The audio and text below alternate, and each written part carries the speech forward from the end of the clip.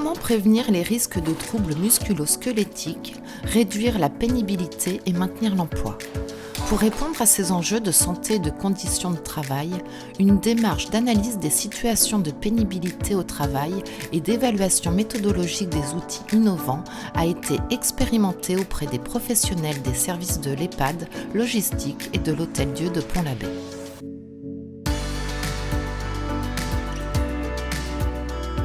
Nous avons vu donc que le secteur logistique, que le secteur de l'EHPAD, où il y a beaucoup de manutention, était confronté à des problématiques de TMS. Donc nous avons voulu savoir pourquoi et nous avons donc analysé ces différentes situations. On suit trimestriellement, au sein de notre CHSCT, des indicateurs très précis, notamment les accidents de travail. L'établissement stagne sur ces critères, on est autour de 80-90 accidents de travail, dont plus de la moitié qui sont liés à de la manutention, aussi bien de patients ou d'activités de manutention de matériel. On a pu avancer sur des problématiques logistiques importantes, notamment sur l'eau, où on avait un gros poste de manutention sur cet article pour tous les services, et on a mis en place des fontaines à eau au sein de l'Hôtel-Dieu. Les autres avancées qui ont pu être mesurées, ce sont toute la nouvelle organisation logistique qui a pu être mise en place. On a transformé beaucoup de pratiques, on a investi, on a mis en place des choses qui permettent de faire une manutention au quotidien beaucoup plus facile.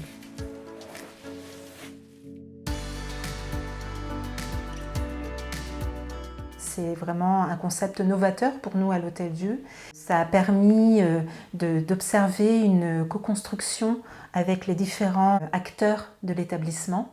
Ça a permis une réflexion sur les postes occupés et les salariés ont pu aussi se remettre en question sur leurs pratiques. Ça nous a permis d'échanger avec différents corps de métier, de voir les problématiques dans d'autres services et autre que notre rôle propre de soignant.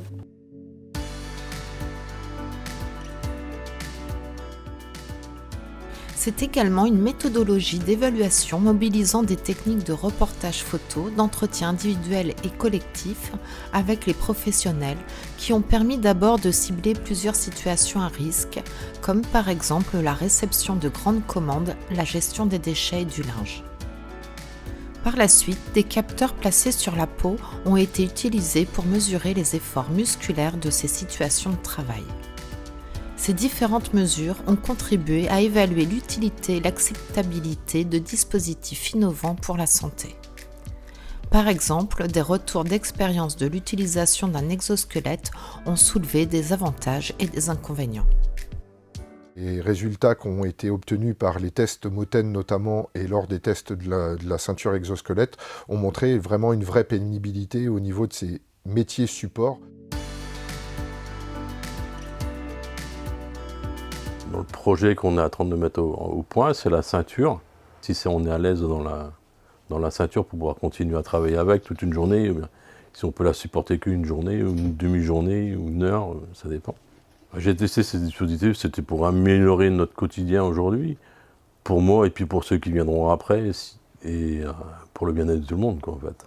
On sait que la durée du travail va s'allonger, donc il va falloir que la structure puisse accompagner les soignants notamment, mais pas que, tous ceux qui ont un travail physique qui peut être considéré pénible par moment, faire en sorte de donner les moyens pour qu'ils puissent l'exercer le plus longtemps possible et dans les meilleures conditions possibles.